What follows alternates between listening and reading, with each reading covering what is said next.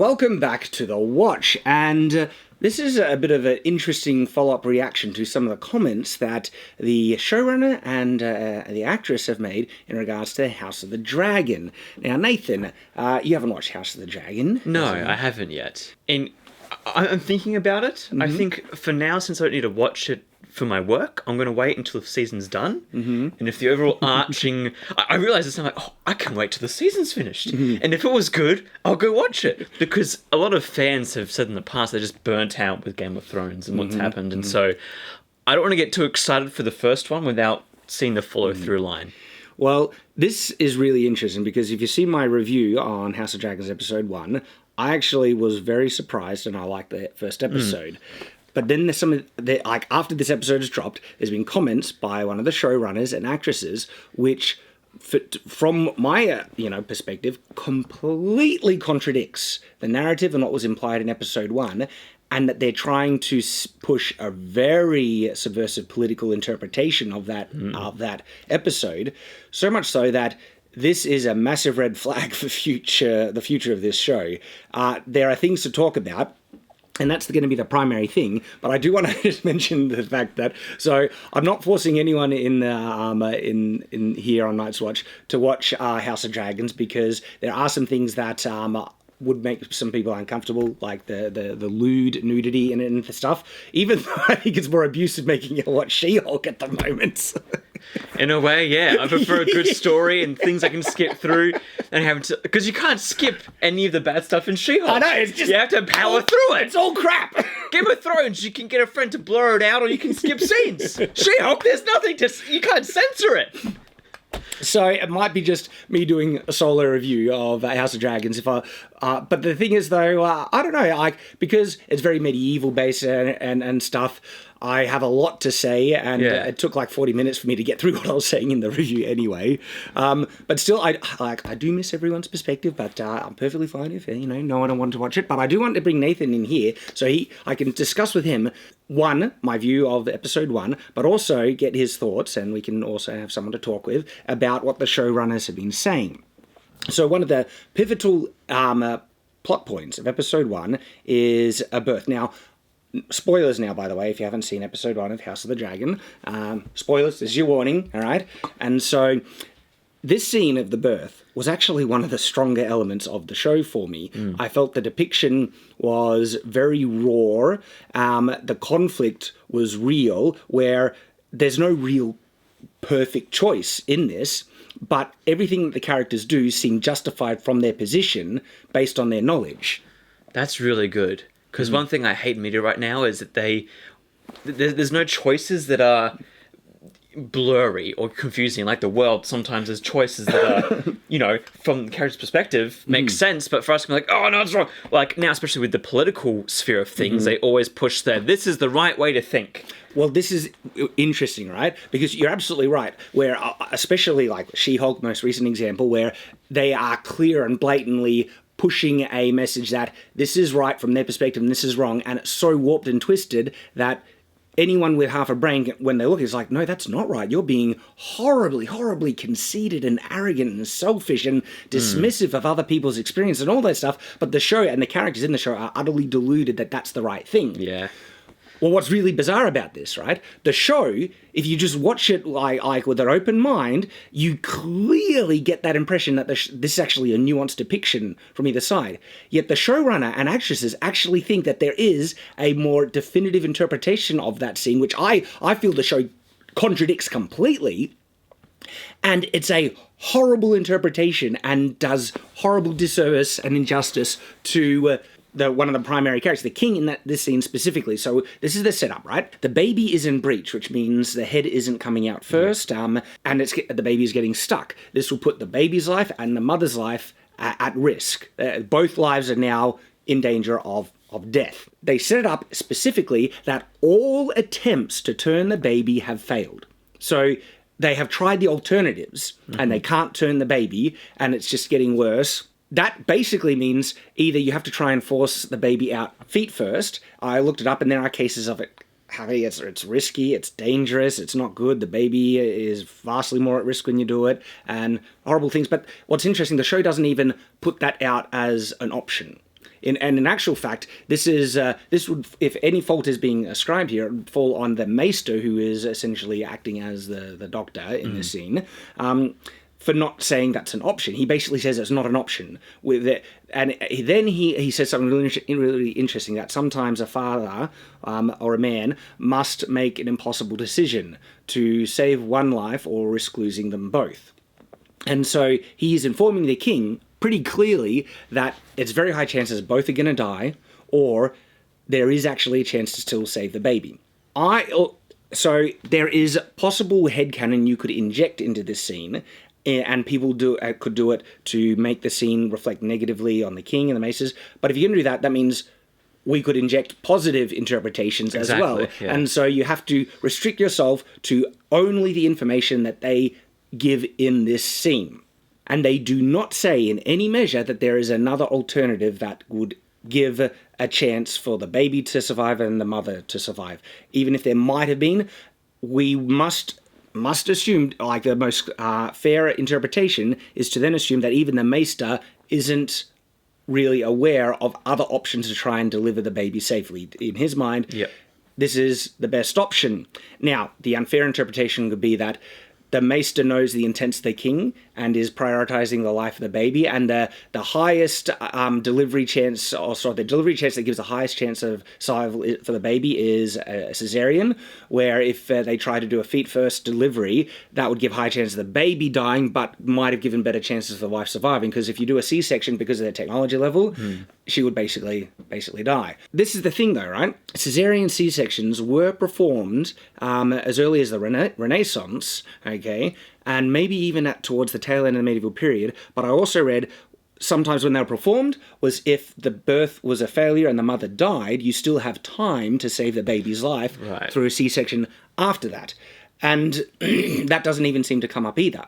And so, again, this is either the maester acting malicious, but that's headcanon, or lack of knowledge, which seems to be the more fair interpretation of what's happening here. But that's the setup, okay? The king has a horrible choice. And it's a terrible choice, okay? This is where they start to do some real big disservice. The showrunner comes out, and listen to some of the comments the showrunner has said about this. So his last name is Shapoknik. In an email to the Los Angeles Times, specifically discussed the scene. He says, "I know it may sound extreme, but we wanted it to be difficult to watch. We wanted people to remember that no matter what they thought of Viserys, this is the king, he did this and he could never take it back."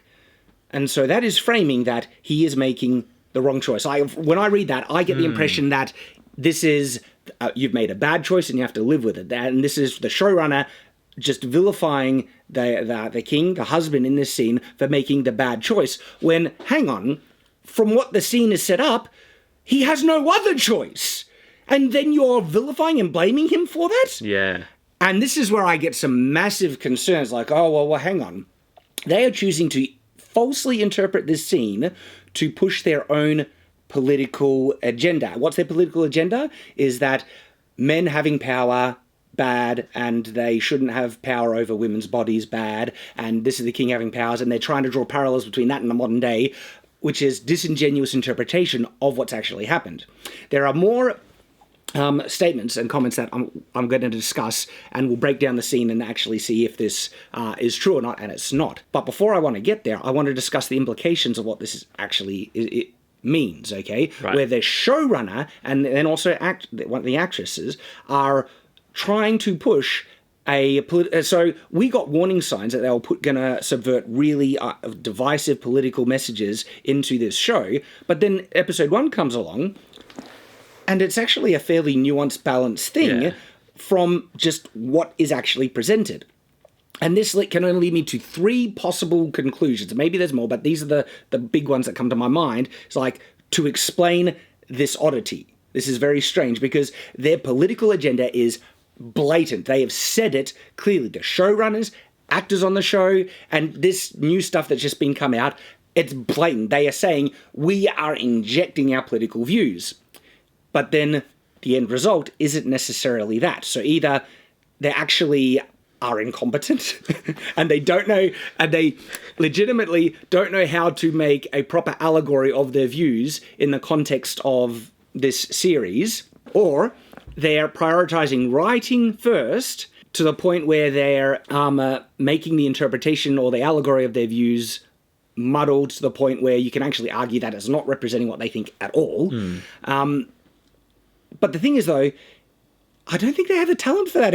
Like, I don't know. Like, so this leads me to option number 2. So either they're incompetent, they don't know how to do it, or there are other people working in the show that's subverting their agenda.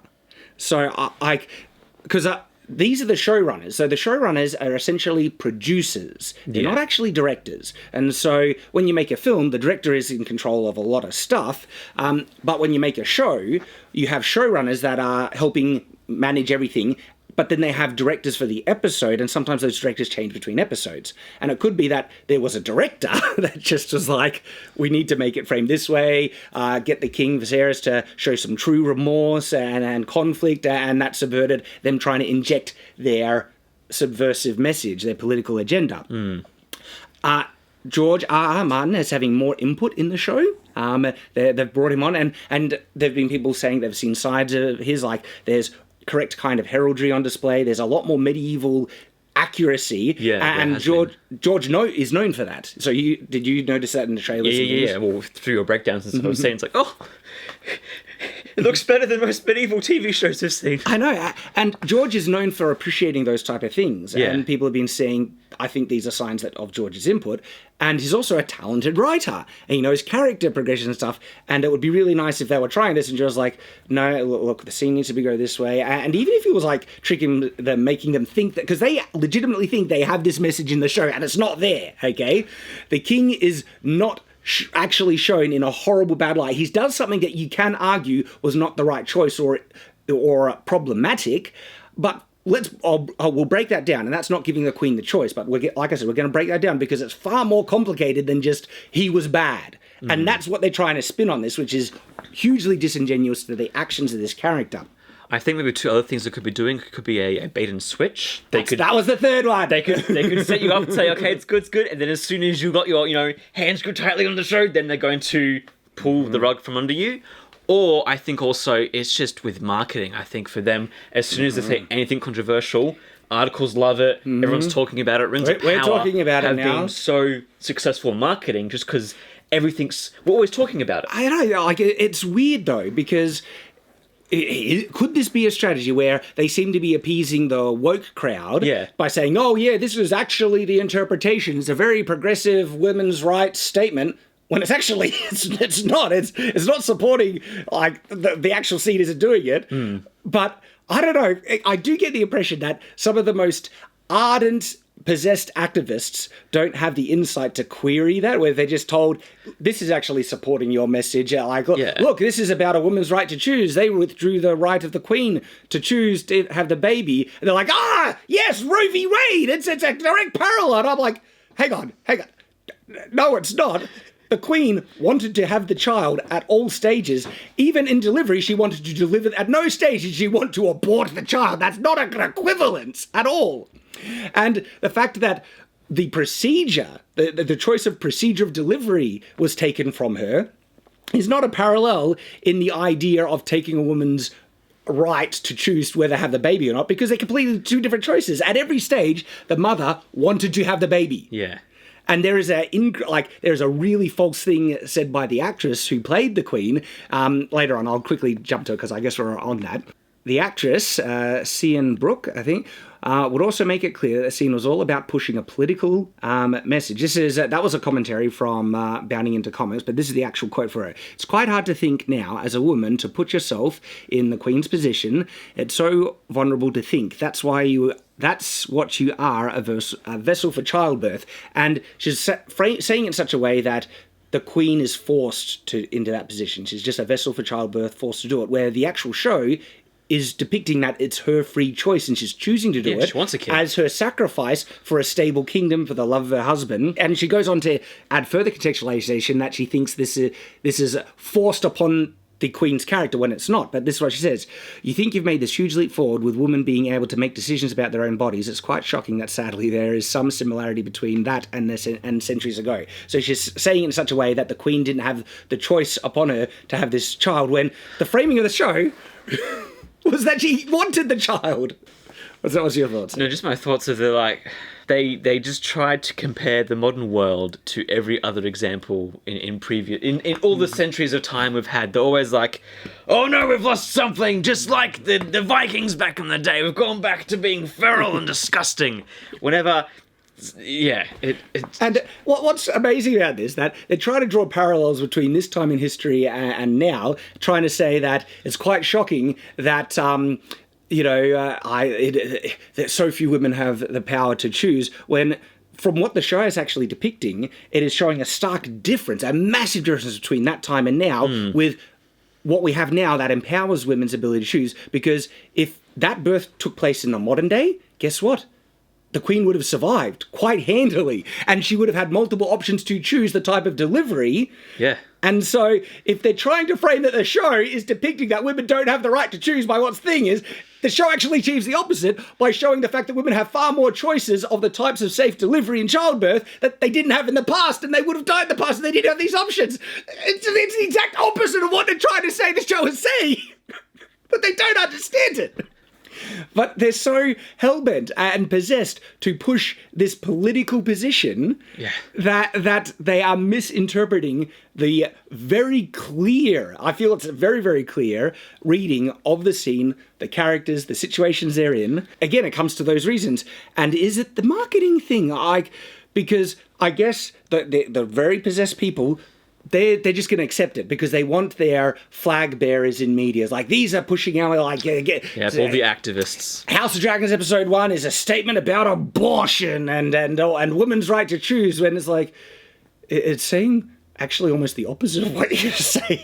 Like, this is a woman who chose to keep her child as she chose to get pregnant as a sacrifice, because probably she wanted children as well, and also to achieve the dreams of her husband and to help stability thing. And even with how difficult the pregnancy was and how much she was struggling with it, she said, face it with a stiff lip, this was her battlefield, she was going to do it, and she would sacrifice to deliver this child. This is a very maternal, caring, the character would be anti-abortion. If someone said, oh, guess what, we'll give you the right to kill your unborn child, she would have executed you. It's like, the fate of the kingdom is on this child. Are you insane?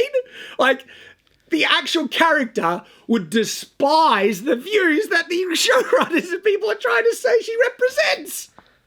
But I reckon people would say, no, Shad, that's your interpretation, that's your truth to it. My truth is I see this as an example for why women should have the right to abort. Really? Because then I think they've twisted it so much that they would see that. They want to see that because obviously they're working on the show and they want their views and ideas to be the same as what they're making. And so if they probably saw that in what you were pointing out now, they'd be like, no, I didn't make that.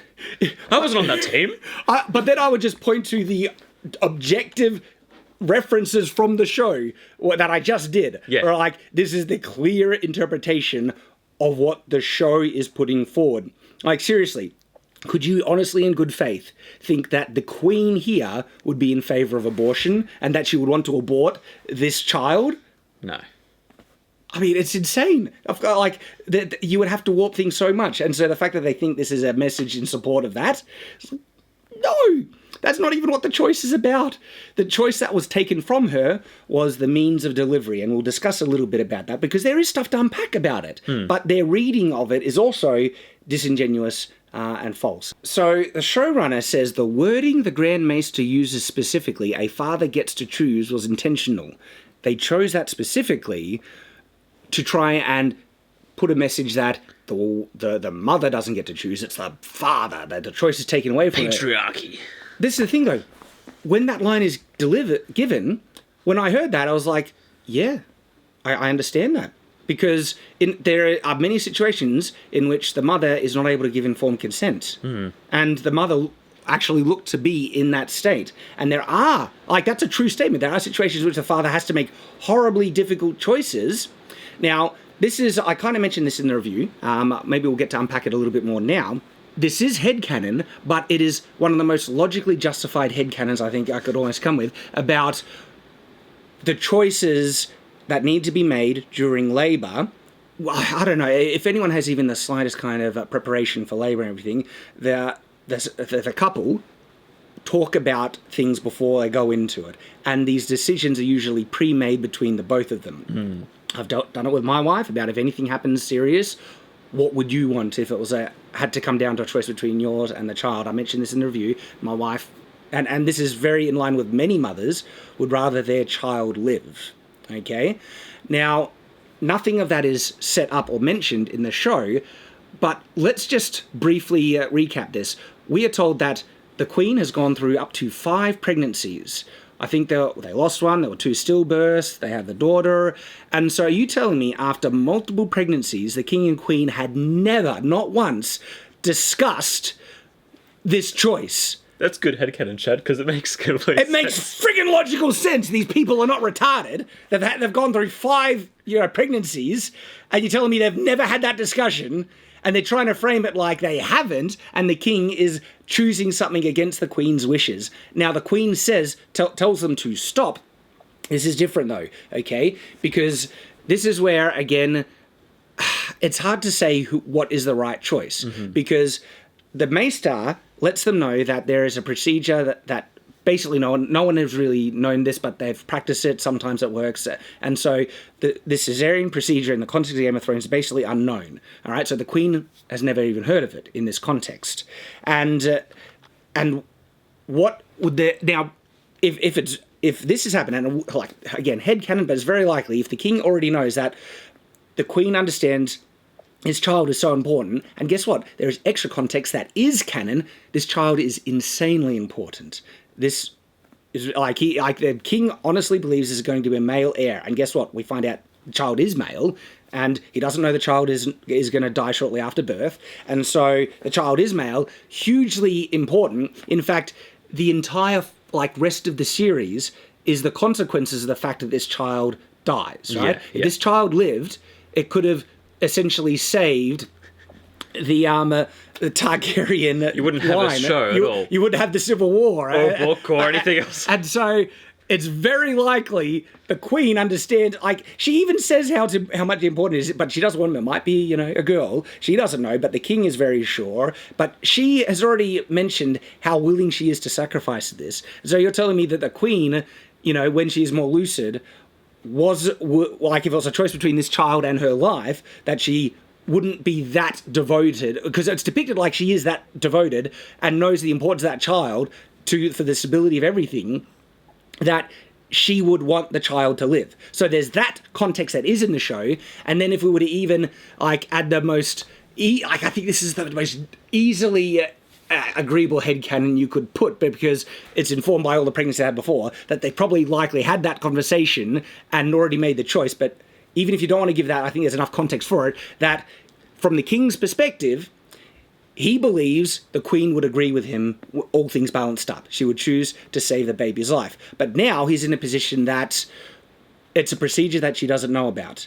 And if I explain this procedure to her, it could scare her enough to the point where she might try and, well, she does resist and everything anyway, but she might disagree and everything, and he could choose, and I'm not saying it's the right choice, but I'm saying it's an understandable choice, that he chooses not to explain what's going to happen to try and save her from, visualizing it even and making the situation worse. And look, perhaps it was a worse decision because they have to hold her down, and she is saying what's going on, and she becomes afraid because she doesn't know what they're doing to her and things. But you can understand why the King have chosen that, okay? And it's a justifiable position, even if it's arguably the wrong one. You can understand it, and it's not a jerk decision that he's like, I'm going to take away the choice of my wife because I'm the man.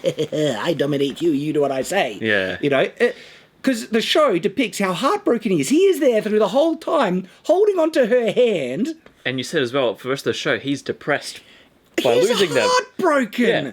He is so heartbroken, and he snaps at people for being callous and just ignoring the passing of his wife and child, okay? They try and talk about the secession, and he can't stand that no one's actually grieving for the loss of the Queen and his son. And so everything in the show is depicting the King as he hates what's happened. He was trying to do the best thing, the right choice in the situation, and he is yes, the Queen is going through awful torture, it's a horrible situation, But also the king has to watch that and is there holding a hand through the whole thing. And they're going to try and vilify him like he was a bad man for just trying to do the best choice in this situation. Yeah. And what most disgusting about it's the showrunner doing this. It's like he doesn't even understand the characters of the show.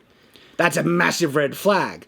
But then again, if he's not the one actually writing the script, if George has more control over it and the director, maybe like the problem is though, like the big concern is if this person gets more control over the show, it will go downhill very fast. Because if they are this incompetent to misread it that much, it's a bad sign to their skill.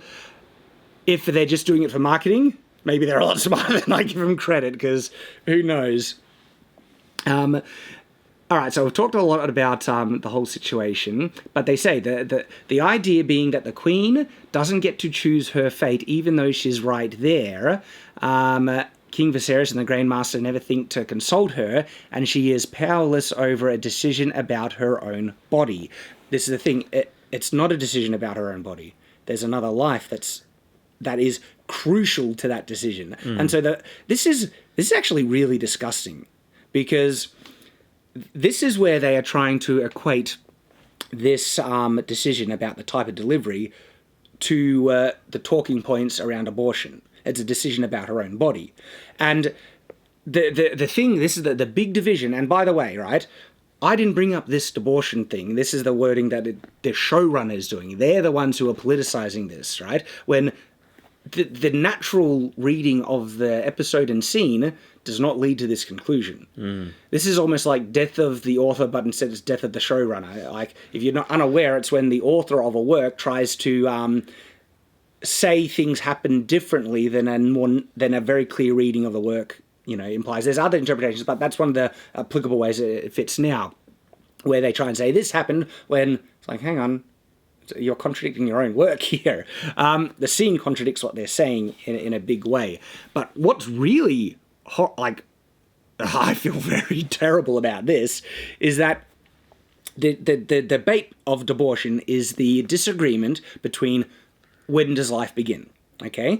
And people who are anti-abortion believe that it begins for me, being a conservative, conception. That's life. That's a human life. That is the unique DNA of an individual. If you do not get in the way, a human life will result.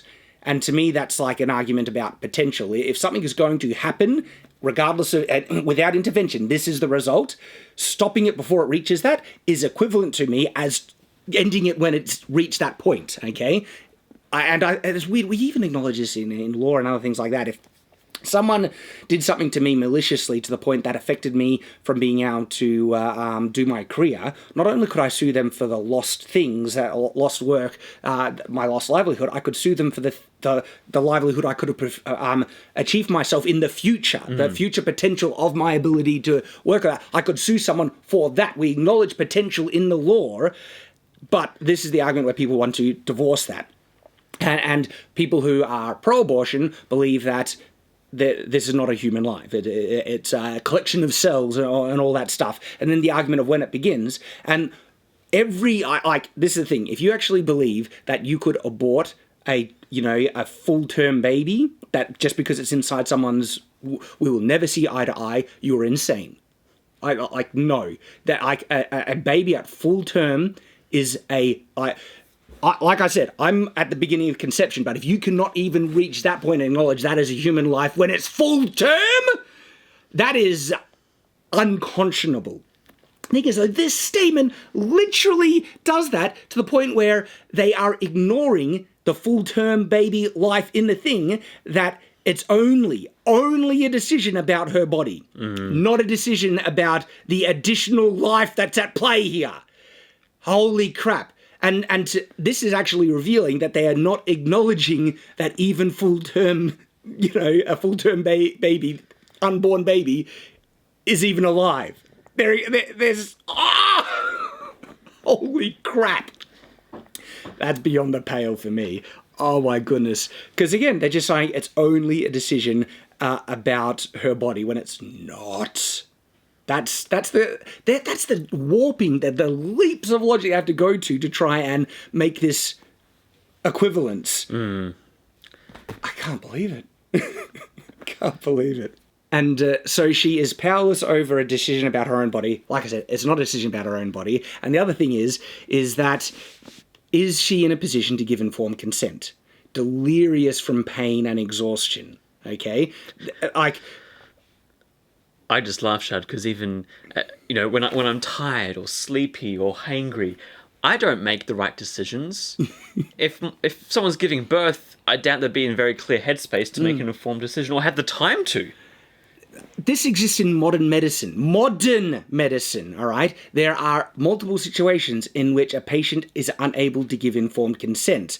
And if the patient is incapacitated, life-threatening emergencies with an inadequate time to obtain consent, and voluntary waiver of consent. Those are just conditions in the modern day that waive consent, okay? And guess what?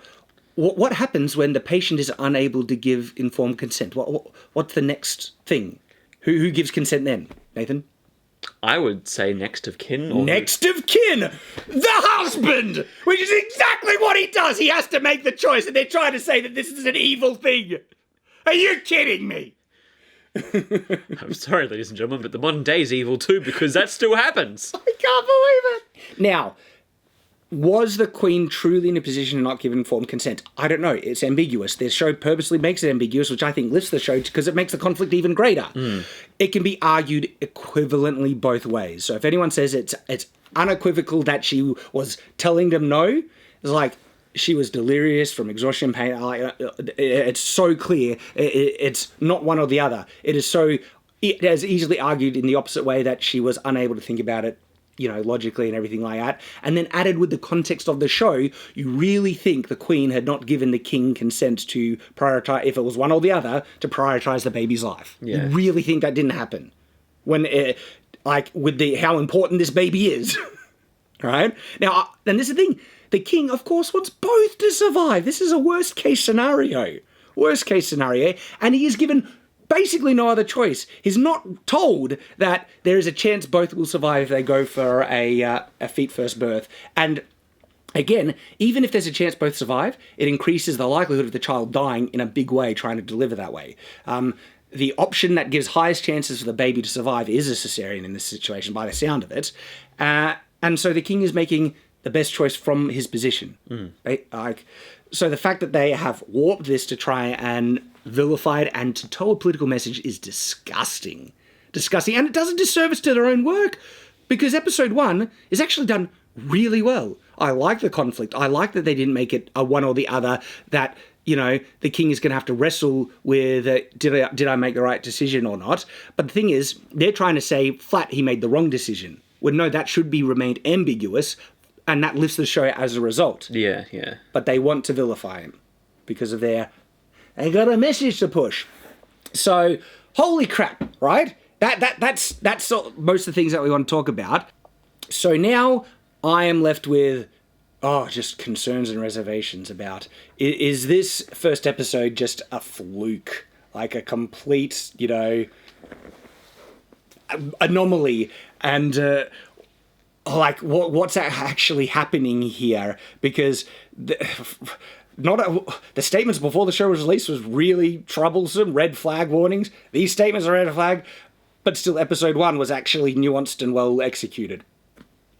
Look, if this thing, we're just going to have to take it episode by episode. If it's good, you've seen, I hope I have a track record. I will acknowledge it. If it's good, I'll acknowledge it. If it's bad, I will call it out, okay? It would suck if this goes off the rails. Signs seem to be indicating that it will. I'm just curious, are they willing? Because they've done really good for the first episode. And I think George Martin, on the project as well, they're like, we want you here because we don't want to season 8 of Game of Thrones again. Are they willing to risk all of that just to lose? Because they already have these rubbles of fans who aren't, confident in the show. Are they willing to risk all of that just to send a political message?